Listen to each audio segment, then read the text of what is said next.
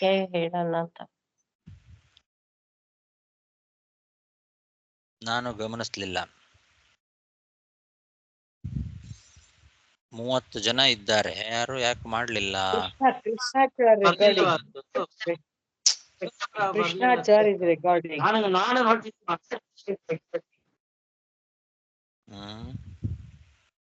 Krishnacharya is recording the call ಅಂತ ಬಂದಿದೆ.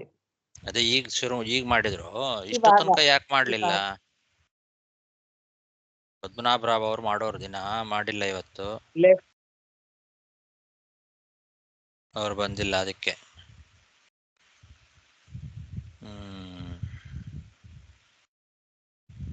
ಸರಿ.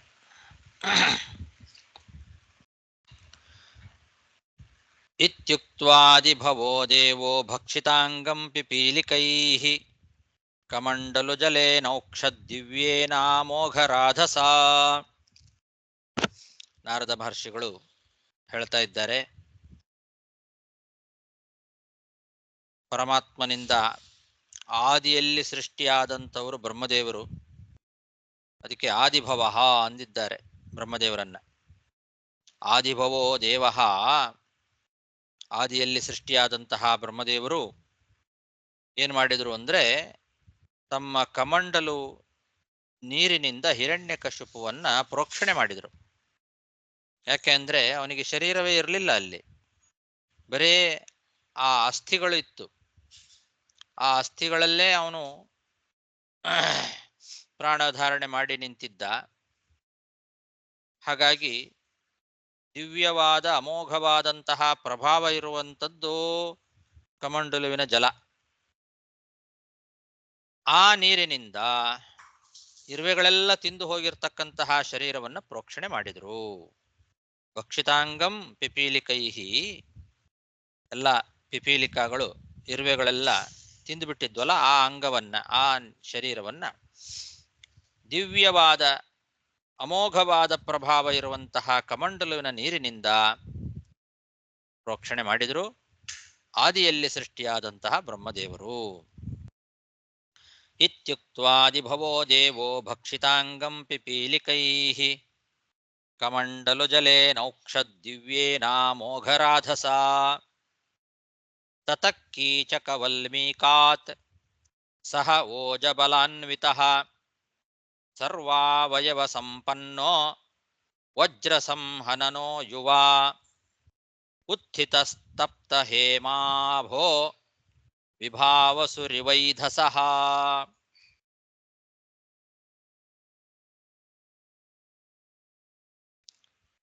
ಯಾವಾಗ ಬ್ರಹ್ಮದೇವರು ತಮ್ಮ ಕಮಂಡಲುವಿನ ನೀರನ್ನ ಪ್ರೋಕ್ಷಣೆ ಮಾಡಿದರೋ ಕೂಡಲೇ ಆ ಹಿರಣ್ಯಕಶಿಪು ಹುತ್ತಗಳ ಮಧ್ಯದಿಂದ, ಬಿದಿರು ಮಳೆಗಳೆಲ್ಲ ಪೂರ್ತಿ ಬಿದಿರು ತುಂಬಿಕೊಂಡು ಬಿಟ್ಟಿತ್ತು, ಹುತ್ತ ಬೆಳೆದು ಬಿಟ್ಟಿತ್ತು, ಅವನ ಮೈ ಮೇಲೆಲ್ಲ ಹುತ್ತ ಬೆಳೆದು ಬಿಟ್ಟಿತ್ತು. ಬಿದಿರುಗಳೆಲ್ಲ ಸುತ್ತಮುತ್ತಲು ಬಿದಿರಿನ ಕಡ್ಡಿಗಳೇ ಕಾಣಿಸ್ತಾ ಇತ್ತು. ಅದರ ಮಧ್ಯದಿಂದ ಎಲ್ಲ ಅವಯವಗಳಿಂದ ತುಂಬಿಕೊಂಡು ಒಳ್ಳೆ ವಜ್ರದಂತೆ ದೃಢ ಕಾಯ, ವಜ್ರ ಸಂಹನನೋ ಯುವಕನಾಗಿ, ಒಳ್ಳೆ ಓಜಸ್ಸು, ಒಳ್ಳೆ ಬಲ, ವಜ್ರಕಾಯನಾಗಿ, ದೃಢಕಾಯನಾಗಿ, ಒಳ್ಳೆ ಪುಟಕ್ಕಿಟ್ಟ ಬಂಗಾರದಂತೆ ಹೊಳಿತಾ ಎದ್ದು ಬಂದ. ಕಟ್ಟಿಗೆಯಿಂದ ಬೆಂಕಿ ಹೇಗೆ ಬರ್ತದೋ ಹಾಗೆ, ಬೆಂಕಿ ಹೇಗೆ ಹತ್ತಿ ಉರಿತದೋ ಆ ಥರ ಪುಟಕ್ಕಿಟ್ಟ ಚಿನ್ನದಂತೆ ಇದ್ದ.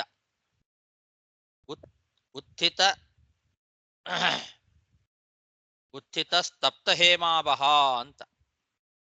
ತಪ್ತ ಹೇಮಾಭ, ಬಂಗಾರವನ್ನ ಪುಟಕ್ಕಿಟ್ರೆ ಹೇಗೆ ಹೊಳಿತದೋ ಹಾಗೆ, ಕಟ್ಟಿಗೆಯಿಂದ ಬೆಂಕಿ ಹೇಗೆ ಬರ್ತದೋ ಹಾಗೆ ಎದ್ದು ಬಂದ ಮೇಲೆ.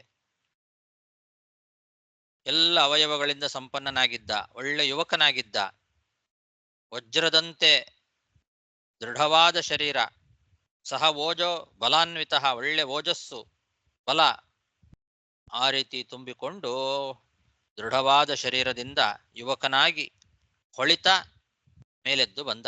ಆ ಇದರಿಂದ ವಲ್ಮೀಕದಿಂದ, ಹುತ್ತದಿಂದ ಮೇಲೆದ್ದು ಬಂದ. ತತಃ ಕೀಚಕವಲ್ಮೀಕಾತ್ ಸಹ ಓಜೋ ಬಲಾನ್ವಿತಃ ಸರ್ವಾವಯವ ಸಂಪನ್ನೋ ವಜ್ರಸಂಹನನೋ ಯುವ ಉತ್ಥಿತಸ್ತಪ್ತ ಹೇಮಾಭೋ ವಿಭಾವಸು ರಿವೈಧಸಃ ಸನಿರೀಕ್ಷಾಂಬರೇ ದೇವಂ ಹಂಸವಾಹನಮಾಸ್ಥಿತಂ ನನಾಮ ಶಿರಸಾ ಭೂಮೌ ತದ್ದರ್ಶನ ಮಹೋತ್ಸವಃ.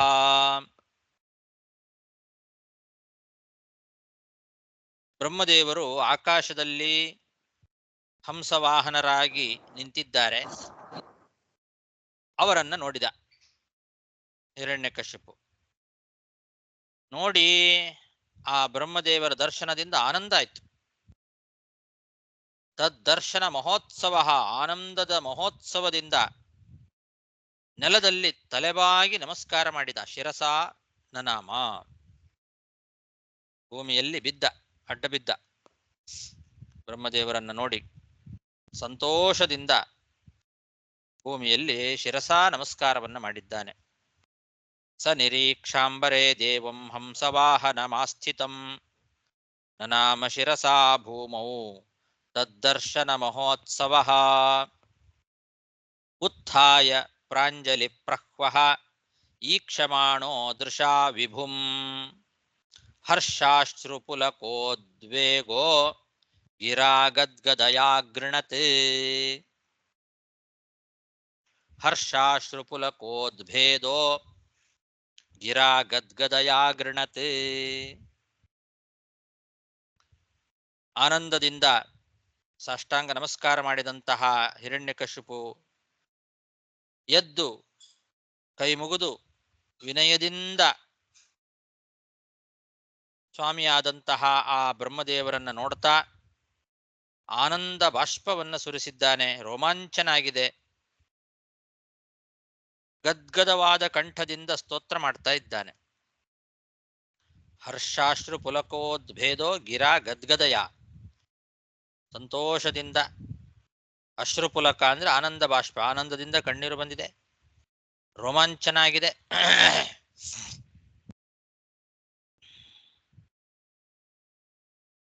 ಗದ್ಗದವಾದ ಧ್ವನಿಯಿಂದ ಮಾತಾಡ್ತಾ ಇದ್ದಾನೆ, ಸ್ತೋತ್ರ ಮಾಡ್ತಾ ಇದ್ದಾನೆ ಬ್ರಹ್ಮದೇವರನ್ನ. ಉತ್ಥಾಯ ಪ್ರಾಂಜಲಿ ಪ್ರಹ್ವಯಿ ಕ್ಷಮಾಣೋ ದೃಶಾ ವಿಭುಂ ಹರ್ಷಾಶ್ರುಪುಲಕೋದ್ಭೇದೋ ಗಿರಾಗದ್ಗದಯಾ ಗೃಣತ್. ಹಿರಣ್ಯಕಶಿಪುರುವಾಚ ಕಲ್ಪಾಂತೆ ಕಾಲಸೃಷ್ಟೇನ ಯೋಂಧೇನ ತಮಸಾವೃತಂ ಅಭಿವ್ಯನಜ್ಜಗದಿದಂ ಸ್ವಯಂ ಜ್ಯೋತಿಸ್ವರೋಚಿಷಾ. ಹಿರಣ್ಯಕಶಿಪು ಬ್ರಹ್ಮದೇವರನ್ನ ಕುರಿತು ಹೇಳ್ತಾ ಇದ್ದಾನೆ. ಕಲ್ಪಾಂತ್ಯದಲ್ಲಿ ಪ್ರಳಯಕಾಲ ಪ್ರವರ್ತಕನಾದಂತಹ ಭಗವಂತ ಶ್ರೀಹರಿ ದುರ್ಗಾದೇವಿಯಿಂದ ಅಭಿಮನ್ಯಮಾನವಾದಂತಹ ಗಾಢವಾದ ಕತ್ತಲನ್ನ ಸೃಷ್ಟಿ ಮಾಡಿದ. ಅದರಿಂದ ಈ ಜಗತ್ತು ಪೂರ್ತಿ ಆವೃತ ಆಗಿಬಿಡ್ತು, ಎಲ್ಲಿ ನೋಡಿದರೂ ಕತ್ತಲು. ಆಮೇಲೆ ಸೃಷ್ಟಿಕಾಲದಲ್ಲಿ ಸ್ವತಂತ್ರ ಪ್ರಕಾಶ ಸ್ವರೂಪನಾದ ಆ ಭಗವಂತ ಹರಿಯೇ ತನ್ನ ತೇಜಸ್ಸಿನಿಂದ ಆ ಕತ್ತಲನ್ನೆಲ್ಲ ಸರಿಸಿ ಜಗತ್ತನ್ನ ಮತ್ತೆ ಅಭಿವ್ಯಕ್ತಿ ಮಾಡಿದ. ಕಲ್ಪಾಂತೆ ಕಾಲಸೃಷ್ಟೇನ ಯೋಂಧೇನ ತಮಸಾವೃತಂ ಅಭಿವ್ಯನಗ್ ಜಗದಿದಂ ಸ್ವಯಂ ಜ್ಯೋತಿಸ್ವರೋಚಿಷಾ ಆತ್ಮನಾ ತ್ರಿವೃತಾ ಛೇದಂ ಸೃಜತ್ಯವತಿ ಲುಂಪತಿ ರಜಸ್ಸತ್ವತಮೋಧಾಮ್ನೆ ಪರಾಯ ಮಹತೆ ನಮಃ. ಹೀಗೆ ಸೃಷ್ಟಿಕಾಲದಲ್ಲಿ ಸ್ವಪ್ರಕಾಶನಾದ ಸ್ವಯಂ ಜ್ಯೋತಿಯಾದ ಆ ಹರಿ ತನ್ನ ಸ್ವರೂಪಭೂತವಾದ ತೇಜಸ್ಸಿನಿಂದಲೇ ಈ ಕತ್ತಲನ್ನೆಲ್ಲ ಆ ಕಡೆ ಸರಿಸಿ ಜಗತ್ತನ್ನ ಮತ್ತೆ ಅಭಿವ್ಯಕ್ತಿಗೊಳಿಸಿದ್ದಾನೆ. ಅವನು ಪ್ರಕೃತಿಯಿಂದ ಈ ಜಗತ್ತನ್ನ ಸೃಷ್ಟಿ ಮಾಡ್ತಾನೆ, ಕಾಪಾಡ್ತಾನೆ, ಕೊನೆಗೆ ಲುಂಪತಿ ಲಯವನ್ನೂ ಮಾಡ್ತಾನೆ. ಸೃಜತ್ಯವತಿ ಲುಂಪತಿ, ಹೀಗೆ ಸೃಷ್ಟಿ ಸ್ಥಿತಿ ಲಯಗಳಿಗೆ ಸತ್ವ ರಜಸ್ಸು ತಮಸ್ಸು ಇವುಗಳಿಗೆ ಆಶ್ರಯ ಎಂಬುದಾಗಿ ಕರೆಸಿಕೊಂಡಂತಹ ಸಕಲ ಗುಣ ಪರಿಪೂರ್ಣನಾದ ಸರ್ವೋತ್ತಮನಾದ ಆ ಹರಿಗೆ ನಮಸ್ಕಾರ ಅಂತ ಮಹತೇ ಪರಾಯ ನಮಃ ಅಂತ ಸರ್ವೋತ್ತಮನಾದ ಆ ಭಗವಂತನಿಗೆ ಸೃಷ್ಟಿ ಸ್ಥಿತ್ಯಾದಿಗಳಿಗೆ ಕರ್ತನಾದ ಸರ್ವೋತ್ತಮನಾದ ಭಗವಂತನಿಗೆ ನಮಸ್ಕಾರವನ್ನ ಮಾಡ್ತಾ ಇದ್ದಾನೆ. ಇಲ್ಲಿ ತಪಸ್ಸು ಮಾಡಿದ್ದು ಬ್ರಹ್ಮದೇವರನ್ನ, ವರ ಕೊಳ್ಳಿಕ್ಕೆ ಅಂತ ಎದುರಿಗೆ ಬಂದು ನಿಂತದ್ದು ಬ್ರಹ್ಮದೇವರು.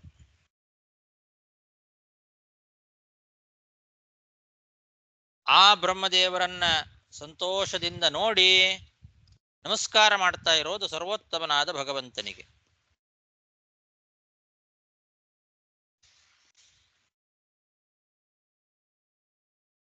ಇಲ್ಲಿ ಸರ್ವಕರ್ತ, ಜಗತ್ತಿನ ಸೃಷ್ಟಿ ಸ್ಥಿತಿ ಲಯ ಮೊದಲಾದವುಗಳನ್ನು ಮಾಡೋನು, ಕಲ್ಪಾಂತ್ಯದಲ್ಲಿ ಗಾಢವಾದ ಕತ್ತಲನ್ನ ಸೃಷ್ಟಿ ಮಾಡೋನು, ಆಮೇಲೆ ಪ್ರಕೃತಿಯಿಂದ ಈ ಜಗತ್ತನ್ನ ಸೃಷ್ಟಿ ಮಾಡೋನು, ಇದೆಲ್ಲ ಭಗವಂತನ ಲಕ್ಷಣಗಳು. ಇದರಲ್ಲಿರೋದೆಲ್ಲ ಭಗವಂತನದ್ದೇ, ಚತುರ್ಮುಖ ಬ್ರಹ್ಮ ಅಲ್ಲ. ಇಲ್ಲಿ ಬ್ರಹ್ಮ ಪ್ರತ್ಯಕ್ಷವಾಗಿ ನಿಂತಾಗ ಅವನನ್ನ ಸರ್ವಕರ್ತ ಅಂತ ಹಿರಣ್ಯಕಶಿಪು ಹೇಗೆ ಸ್ತೋತ್ರ ಮಾಡ್ತಾನೆ ಅನ್ನೋ ಪ್ರಶ್ನೆ ಬರ್ತದೆ. ಇದಕ್ಕೆ ಶ್ರೀಧರಿಯ ವ್ಯಾಖ್ಯಾನದಲ್ಲಿ ಏನು ಹೇಳ್ತಾರೆ ಅಂತ ನೋಡೋಣ. ಮೊದಲು ಅವರೇನು ಹೇಳಿದ್ದಾರೆ ಅಂದ್ರೆ, ತ್ರಿಮೂರ್ತಿಗಳಿಗೆ ಭೇದವೇ ಇಲ್ಲ. ಅದು ಶಿವ ಆಗಿರ್ಬೋದು, ಬ್ರಹ್ಮ ಆಗಿರ್ಬೋದು, ವಿಷ್ಣು ಆಗಿರ್ಬೋದು. ಆ ತ್ರಿಮೂರ್ತಿಗಳಲ್ಲಿ ಯಾವ ಭೇದವೂ ಇಲ್ಲ. ಅವರು ಮೂರೂ ಜನ ಪರಬ್ರಹ್ಮ ಸ್ವರೂಪರೇ. ಅವರು ಮೂರು ಜನರಿಗೂ ತಮ್ಮ ಸ್ವರೂಪ ಅವಿದ್ಯೆಯಿಂದ ತಿರೋಹಿತ ಆಗಿಲ್ಲ. ಆ ಮೂರು ಜನ ಮಾಯಾಶಕ್ತಿಯಿಂದ ಈಶ್ವರ ಅಂತ ಕರೆಸ್ಕೊಂಡಿದ್ದಾರೆ. ಭುಂಕ್ತೆ ಸ್ಥಿತೋ ಧಾಮನಿ ಪಾರಮೇಷ್ಠೆ ಅವ್ಯಕ್ತ ಆತ್ಮ ಪುರುಷ ಪುರಾಣ ಅಂತ ಅಲ್ಲಿ ಶ್ರೀಧರಿಯ ವ್ಯಾಖ್ಯಾನದಲ್ಲಿ ಹಾಗೆ ಹೇಳಿದ್ದಾರೆ ಅವರು. ಆದ್ರಿಂದ ಬ್ರಹ್ಮನನ್ನ ಹರಿ ಅಂತನೇ ಹಿರಣ್ಯಕಶಿಪು ಸ್ತೋತ್ರ ಮಾಡಿದ್ದು. ಯಾಕಂದ್ರೆ ಅವರು ಮೂರು ಜನರಲ್ಲೂ ಕೂಡ ಭೇದವೇ ಇಲ್ಲ ಅಂತ. ಹಾಗಾಗಿ ಹರಿ ಅಂತ ಸ್ತೋತ್ರ ಮಾಡಿದ್ದು ಸರಿಯಾಗೇ ಇದೆ ಅಂತ. ಇದು ಶ್ರೀಧರಿಯ ವ್ಯಾಖ್ಯಾನದ ಅಭಿಪ್ರಾಯ.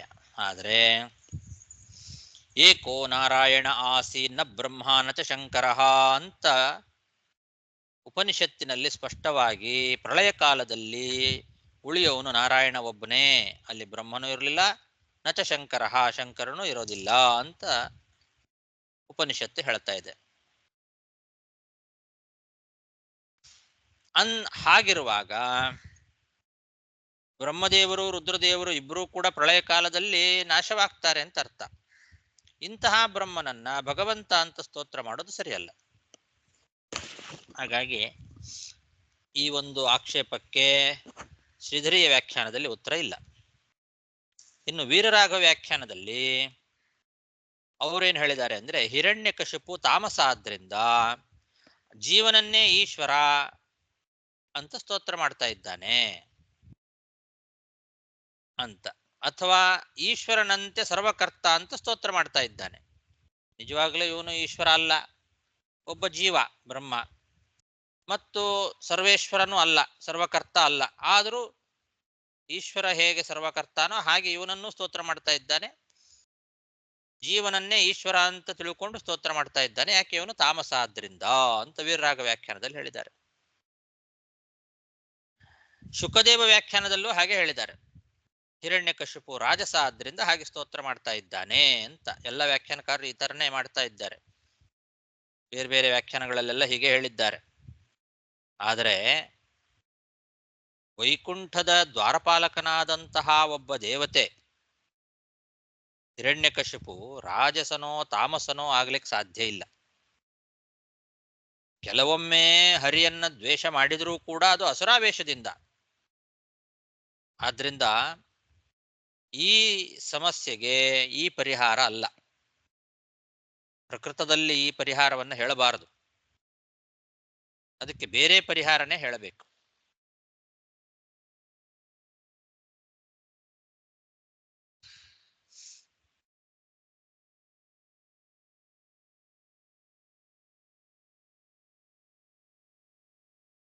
ಇಲ್ಲಿ ಮಧ್ವಾಚಾರ್ಯರು ಬ್ರಹ್ಮ ತರ್ಕದ ವಾಕ್ಯಗಳನ್ನು ಉದಾಹರಿಸಿ ನಮಗೆ ಹೇಳ್ತಾ ಇದ್ದಾರೆ.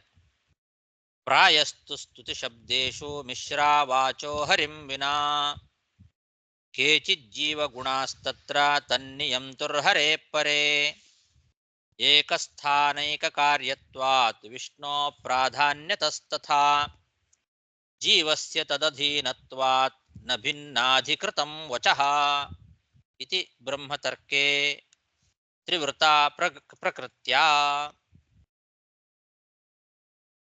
ತ್ರಿವೃತ ಅನ್ನೋದಕ್ಕೆ ಪ್ರಕೃತ್ಯ ಅಂತ ಅರ್ಥವನ್ನು ಬರೆದಿದ್ದಾರೆ.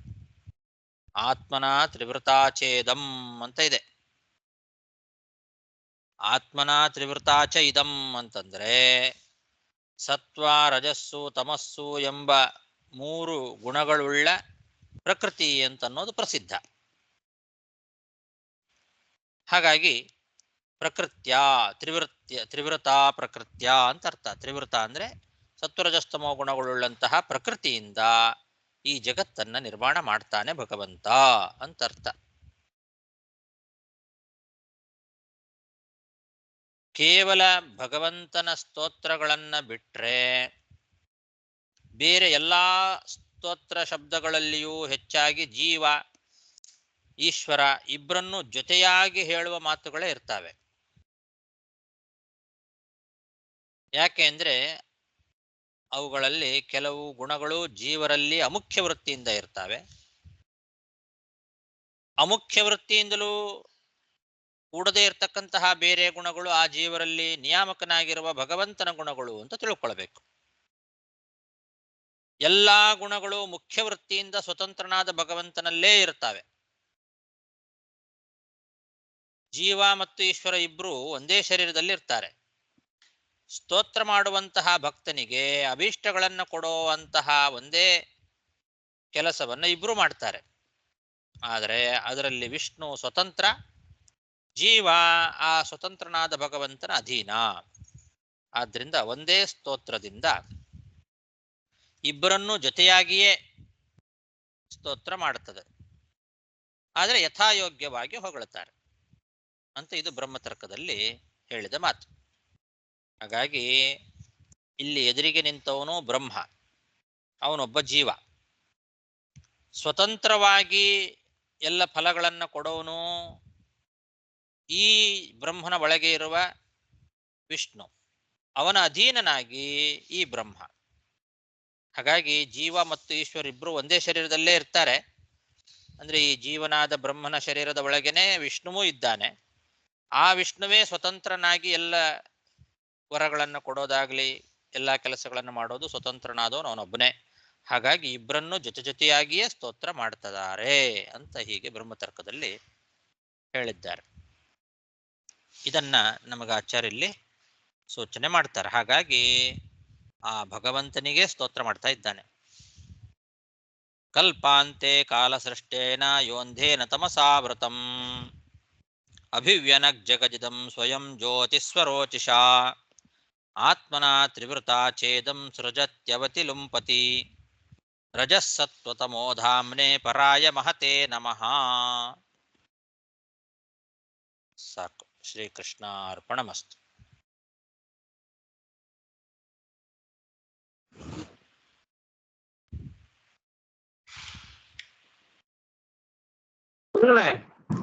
ಇಲ್ಲಿ 18ನೇ ಶ್ಲೋಕದಲ್ಲಿ ಈ ಅದು ಪ್ರಾಣ ಆಗಿ ಅಸ್ಥಿಸು ಸೇರತೆ ಎಂದು ಕೊಟ್ಟಿದ್ದಾರಲ್ಲ. ಸೇರತೆ ಅಂದ್ರೆ ಏನ್ ಮೀನಿಂಗು? ಅಸ್ಥಿಗಳಲ್ಲಿ ಪ್ರಾಣ ನಿಂತಿದೆ ಅಂತ. ಸೇರತೆ ಅಂದ್ರೆ ನಿಂತಿದೆ ನಿಂತಿದಂತ ಅರ್ಥವಾ? ಹೌದೌದು. ಪ್ರಾಣಗಳು ಪ್ರಾಣಾಹ ಅಸ್ಥಿಷು ಶೇರತೆ ನಿಂತುಕೊಂಡಿದ್ದಾವೆ. ಪ್ರಾಣಗಳೆಲ್ಲ ಅಸ್ಥಿಗಳಲ್ಲೇ ನಿಂತುಕೊಂಡಿದ್ದಾವೆ ಅಂತ. ಸರಿ, ಧನ್ಯವಾದ. ನಮಸ್ಕಾರ ಗುರುಗಳೇ. ಹರೇ ಶ್ರೀ ನಮಸ್ಕಾರ ಗುರುಗಳೇ. ಧನ್ಯವಾದಗಳು ಆಚಾರ್ಯರೇ. ಹರೇ ನಮಃ.